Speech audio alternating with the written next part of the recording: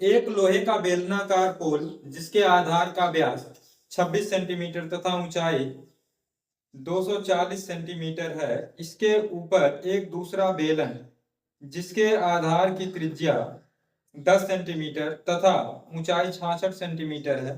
बेलनाकार पोल का द्रव्यमान ज्ञात कीजिए। जहां 1 सेंटीमीटर क्यूब लोहे का द्रव्यमान 8 ग्राम है। ठीक है, तो दो पोल हैं। पहले पोल का व्यास ये आपका दिया है 26 सेंटीमीटर। ठीक है, तो इसलिए त्रिज्या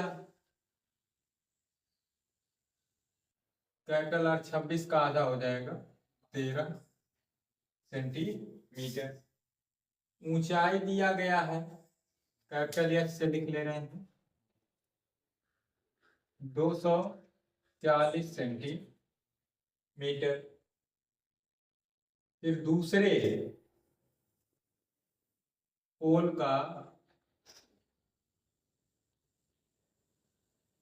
पोल की त्रिज्या इसमें दी गई है आर, इसको स्मॉल आर से लिख ले रहे हैं 10 सेंटीमीटर।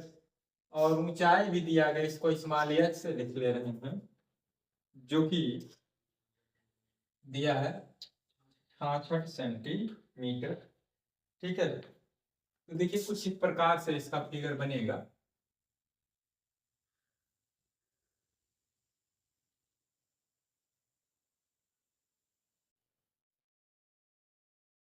एक लोहे का पोल पहले ऐसे था,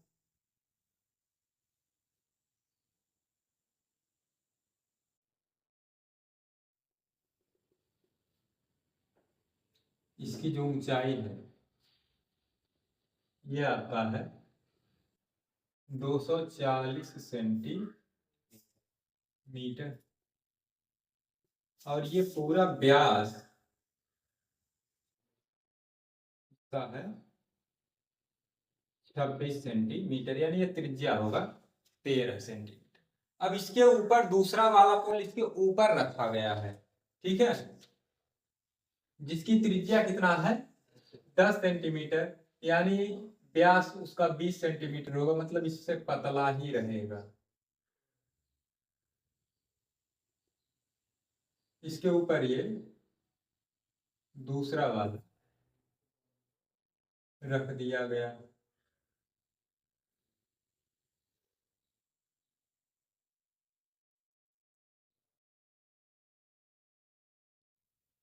इसमें जो त्रिज्या है ये है 10 सेंटीमीटर और ये इतना इसका जो है ऊंचाई ये है 66। देखिए दो बेलन बन गए हैं, एक ऊपर ये और एक नीचे, ये दो बेलन हैं। दोनों का आयतन निकाल लीजिए, लोहे का आयतन निकल जाएगा। ठीक है, पोल में लगे क्या निकालना है, बेलनाकार पोल का द्रव्यमान ज्ञात कीजिए। तो पहले पोल में लगे लोहे का आयतन, लोहे का आयतन नीचे वाले के लिए होगा pi capital R square capital S, और ऊपर वाले के लिए पाई आर स्क्वायर एस। जैसे लिखे हैं इस्तेमाल कर वैसे रख देंगे। अब चाहेंगे तो पाई कॉमन ले सकते हैं या नहीं लेंगे तो कोई बात नहीं है। प्रश्न में आपका कहा 3.14 रखने के लिए। अब आर स्क्वायर यानी 13 का स्क्वायर एच 240 प्लस पाई का मान 3.14 गुणे आर स्क्वायर मतलब 10 का स्क्वायर एच आपका है।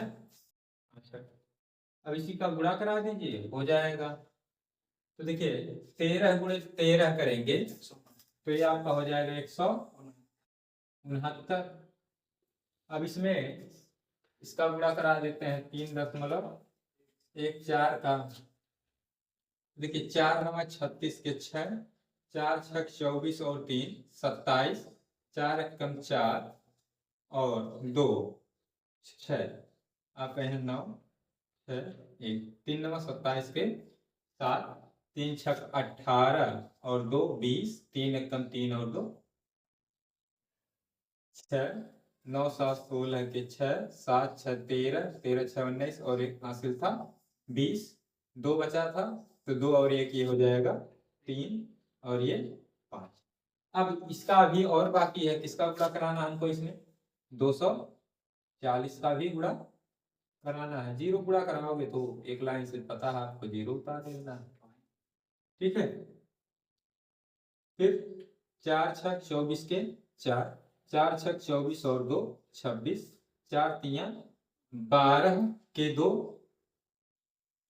ठीक है, 4×5 = 20 और 1 21। अब 2 का भी गुणा करा लीजिए, 2×6 = 12 के 2, 2×6 = 12 और 1 13 के 3 होगा, 2 0 0 फिर 1 हो जाएगा, 2 3 6, 2 5 10। इसको ऐड कर डालिए 0 4 6 2 8 3 2 5 2 1 3 6 1 7 2 1। कितने अंक पे दशमलव लगेगा? अगर हम इसमें लगाते तो यहाँ 2 अंक पे, यहाँ भी 2 अंक पे, यानी ये हमारा आ गया 12×53 58.4। इधर 0 बढ़ाना चाहेंगे तो बढ़ा सकते हैं। प्लस देखिए 100, 10 का स्क्वायर 100 होगा, 100 का इसमें गुणा होगा, सिर्फ दशमलव हट जाएगा, यानी हमको 314 में गुणा कराना है 66 का, तो 6 × 24, 6 × 6 और 2 8, 6 3 18। तो सेम वही चीज 4 8 4 12 के 2 8 8 16 1 17 8 1 9 1 10। तो ये आपका आ गया 20,724।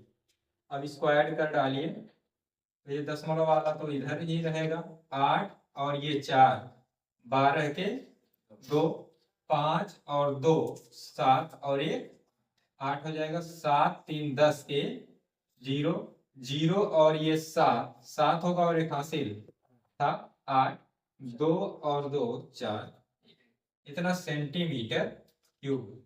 तो इसलिए लोहे का द्रव्यमान, इसमें गुणा कर देंगे 148082.40 गुणे 8, इतना क्या होगा ग्राम। ठीक, गुणा करा दीजिए 0 8 चौक 32 के 2 8 दूना 16 और 3 19 8 अठाएं 64 और 1 65 के 5 8 0 0 वही 86 आ जाएगा, 8 अठाएं 64 8 चौक 32 32 और 6 38 8 कम 8 3 11, इतना ग्राम। अब इसको अगर किलोग्राम में बदलना है तो हमको देखिए 11 84 6 5 9 0.20, इसमें किलोग्राम में बदलना है 1000 से भाग कर देंगे, ये आप इसमें आ जाएगा किलोग्राम में, तो 3 यहाँ दशमलव लग जाएगा, यानी 1184.6592 किलोग्राम। ये इतना इसका द्रव्यमान। तीसरा प्रश्न कह रहा है एक बेलनाकार ठोस जिसके दोनों सिरे अर्धगोले के आकार के हैं, यदि संपूर्ण लंबाई, तो ठोस की संपूर्ण लंबाई दिया गया है। ठीक है, ठोस की संपूर्ण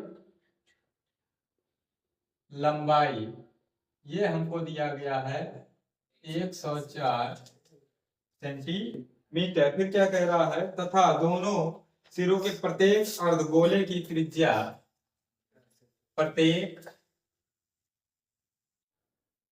अर्ध गोले की त्रिज्या आर से लिख लेंगे, ये आपका है 7 सेंटीमीटर। आगे कह रहा है तो 2 रुपए प्रति डेसीमीटर स्क्वायर की दर से इसके पृष्ठ को पॉलिश कराने का खर्च ज्ञात कीजिए। ठीक है, मतलब इसका हमको निकालना पड़ेगा। पहले पॉलिश किया गया भाग का क्षेत्रफल उस सेंटीमीटर स्क्वायर में आएगा, उसको डेसीमीटर स्क्वायर में बदलेंगे, फिर उसमें 2 का गुणा कर देंगे, लागत आ जाएगी कितना खर्चा होगा। तो ये चित्र इसका कैसे बनेगा, किस प्रकार से है, तो देखिए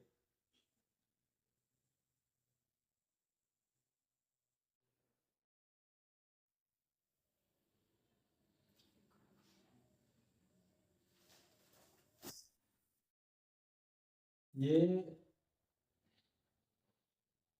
बेलनाकार भाग हो गया। ठीक, अब इसके कह रहा दोनों सिरे अर्धगोलाकार है, तो ये अर्ध वृत्त हो गया। ठीक, तो यहां से यहां तक की ये जो संपूर्ण लंबाई है ये हमारा है 104 सेंटीमीटर। इसका यहाँ कहीं केंद्र होगा, केंद्र से ये हो जाएगी परिध, केंद्र से परिध तक की दूरी कहलाती है त्रिज्या, जो कि आपका दिया गया है 7 सेंटीमीटर। चलिए इसमें ना दर्शा करके ना दर्शा देते हैं।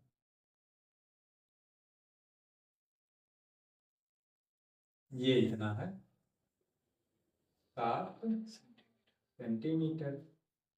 उसी तरीके से इधर भी ये इतना होगा 7 सेंटीमीटर। तो बीच में बेलनाकार भाग की लंबाई 7 इधर से घट गया, 7 इधर से, यानी 14 घट गया। 14 इसमें से घटा देंगे तो आपका आ जाएगा, ये आपका 90 सेंटीमीटर। ठीक है,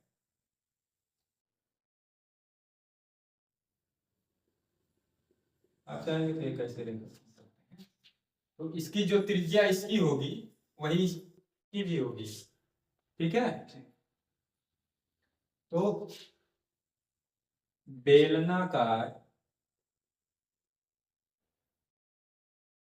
भाग की लंबाई चाहे एच से लिख लो या वही ऊंचाई काम कर जाएगा, एच से लिख लीजिए। ठीक है, क्या होगा 104 माइनस 2 गुणे 7, क्योंकि दोनों ओर से 7 7 है तो 2 गुणे 7, 7 गुना 14, ये घट जाएगा। आपका चित्र में दर्शा दिए 90 सेंटीमीटर। तो पॉलिश किया गया क्षेत्रफल, क्या पॉलिश किया जाएगा, ये बेलन का वक्र पृष्ठ, बेलन का वक्र पृष्ठ प्लस एक अर्धगोला इधर है, एक अर्धगोला इधर है, 2 गुणे अर्धगोले का पृष्ठीय क्षेत्रफल। एक तरीका है ऐसे, दूसरा है कि पहले निकालो फिर जोड़ो। ठीक है, ऐसा साथ में प्रक्रिया।